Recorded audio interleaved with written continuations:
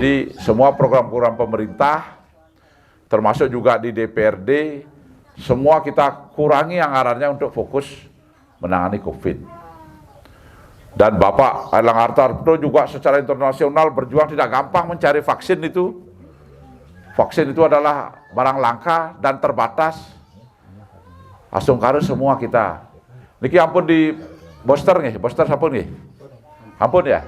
Tahap kedua nanti tahap kedua. Jadi biar kita tambah kebal ini. Nah, keberhasilan itu tidak cukup kepemimpinan Bapak Airlangga niki. Kenapa? Karena setelah COVID berhasil, kita harus pulihkan ekonomi. Kita gerakkan ekonomi. Kita yang terpuruk di Bali ini karena kita tergantung pariwisata. Nah, itu juga tugas beliau.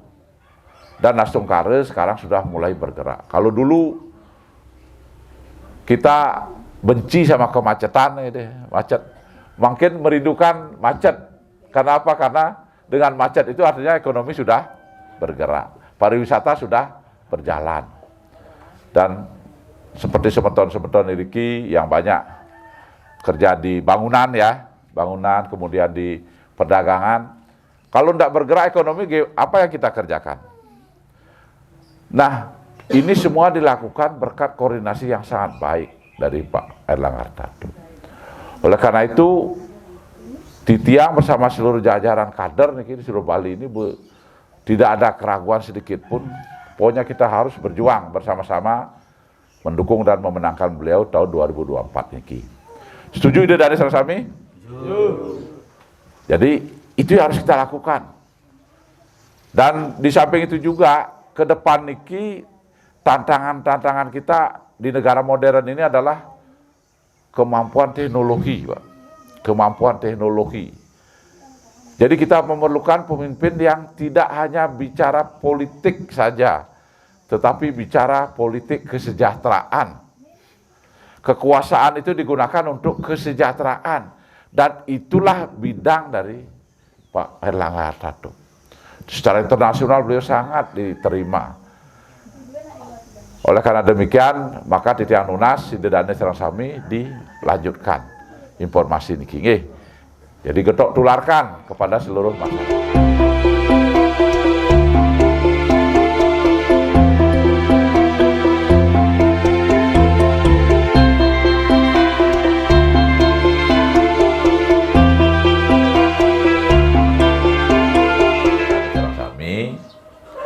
Bahwa ring Partai Golkar ya, Titiang niki ring Golkar sareng Idedane sareng sami pasti ke uning.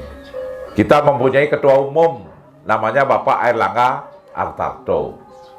Beliau adalah ketua umum DPP Partai Golkar yang sejak Munas sudah kita sepakat untuk mencalonkan beliau sebagai calon presiden tahun 2024. Kita kader Partai Golkar tidak perlu goyah walaupun ada survei A, survei B, survei C.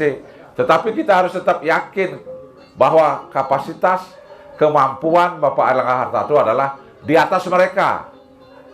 Kenapa saya mengatakan di atas mereka? Karena kerja dan kinerja membuktikan. Gitu. Kenapa dia katakan demikian? Kerja dan kinerja. Karena beliau ditugaskan oleh Presiden untuk menangani COVID-19, itu buktinya berhasil, kan? Teruji, terbukti, nggih? Betul nggih? Jadi teruji, terbukti, berhasil kita yang dumun sebanding kije-kije, harus ngangkut masker. Tapi kenyataan sekarang kita sudah bebas.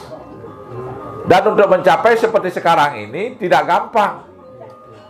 Ipidan kali masker kan sulit. Apalagi untuk vaksin, apalagi untuk membantu masyarakat yang ekonominya tergerus. Jadi semua itu ditangani dengan baik, dikoordinasikan oleh beliau.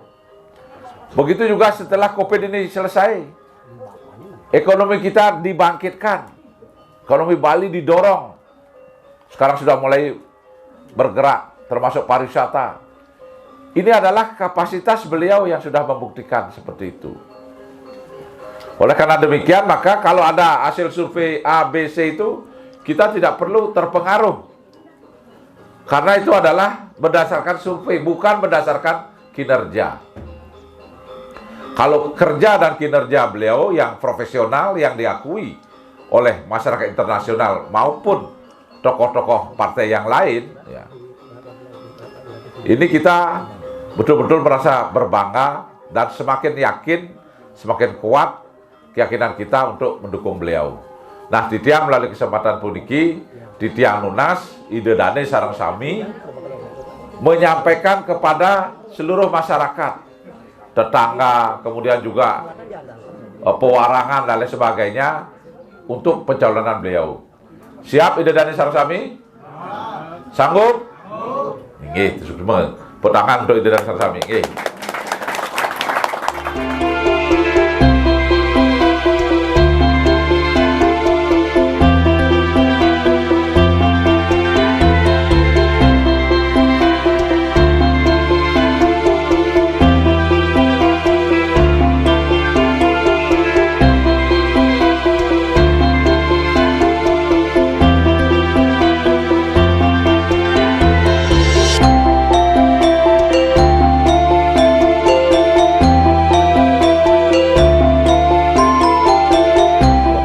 Ketua Umum itu namanya Bapak Airlangga Hartarto.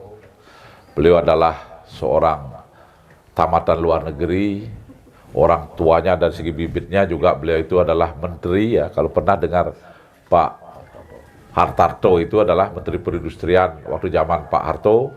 Inilah anaknya yang sekarang melanjutkan sebagai menteri, yang kemarin Menteri Perindustrian, sekarang Menteri Menko Perekonomian. Justru ketika beliau ditugaskan menjadi Menteri Menko Perekonomian, tantangan Indonesia sangat luar biasa beratnya. Apa itu? COVID-19. Nah, dengan ada COVID-19 ini, justru yang ditugaskan sebagai pemimpin terdepan itu adalah Pak Airlangga. Itu pekerjaan yang dia pikir, dia mempelajari pekerjaan luar biasa berat itu. Beratnya apa? Ini penyakit yang baru dan tidak dikenal gimana solusinya. Kedua, masyarakat disuruh nanti untuk pakai masker, sing dari pesu malahan gitu, kemudian mau vaksin. Meyakinkan masyarakat untuk mau mengikuti pemerintah ini suatu pekerjaan yang tidak gampang. Belum lagi cara-caranya kita mencari vaksin. Orang kita belum bisa memproduksi. Kita melakukan pendekatan di luar negeri dan sebagainya. Belum ada persaingan yang ingin menjegal dan sebagainya. Jadi itu pekerjaan yang luar biasa sulit. Tetapi syukur seperti Idedane sekarang ini, kita sudah semua bebas dari COVID.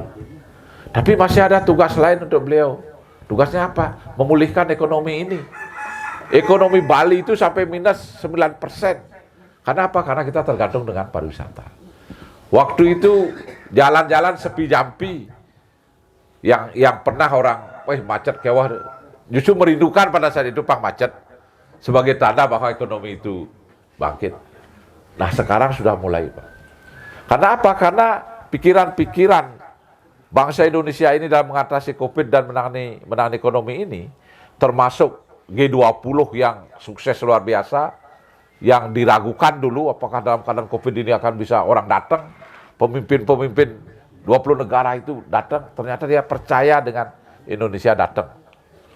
Dan itu sukses, menimbulkan posisi bangsa Indonesia di mata internasional itu sangat dihargai sebagai bangsa yang besar.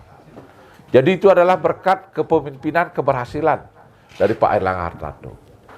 Oleh karena itulah, maka tidak keliru Partai Golkar, Titiang Ketua Partai Golkar Provinsi Bali meyakini dengan sepenuh hati bahwa beliau adalah pemimpin yang diharapkan oleh bangsa Indonesia.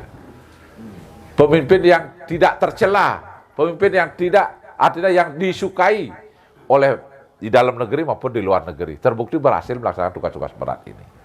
Oleh karena itulah Titiang kepada Idedane Sarang Sami menyampaikan bahwa Bapak Airlangga Hartarto ini adalah tokoh Ketua Umum Partai Golkar yang kita akan usung, kita akan dukung, kita akan menangkan sebagai Presiden tahun 2024 untuk Idedane Sarang Sami. Jadi ini kita lakukan dengan sepenuh hati. Punapi Idedane Sarang Sami setuju dengan pendapat Titiang Nike? Setuju? secara umum tunas keledangan Bapak mangde mewantu subak di tiang iriki, ya, subak di tiang iriki yang betul-betul subak cadang hujan atau hanya menghasilkan 1 tahun sekali. Itu sari tani mungkin lagi sepi ikut juga dalam persatuan kedua ikut sari tani. Cuma acep kok ya. Tapi menyebabkan Air kan sumber nggak ada. Sumber yang potensi ya, sumbernya yang sumber bor. yang kenten kan berikut dicoba apa ya tanya dicoba batu, enten pembagian anak kecil, enten kan berikut. Idik subak ya. Nah ini akan menjadi catatan khusus dari Tiang dalam laporan Tiang sebagai hasil assessment. Dia akan laporkan di dalam sidang paripurna, pasti Tiang yang memimpin dan dia sampaikan kepada gubernur. Sebenarnya kalau ada sumber mata airnya yang bukan mengambil yang lain, kalau mengambil yang lain pasti berprotes gitu kan. Nah itu masalahnya. Kalau misalnya pakai sumber bor, apakah visible itu layak ya? Karena kalau listrik dan sebagainya. Kalau sumber mata air tidak ada memang sulit. Kalau misalnya ada sumber mata air itu terbuang, nah, itu diperlukan investasi untuk mengalirkan ke sini. Nah, itu cara mengatasi. Atau kalau sumber bor dan dalam kedalaman berapa dirivasi dan biaya eksploitasinya pakai listrik itu tidak memberatkan petani, nah itu bisa. Jadi kita jadikan bahan laporan.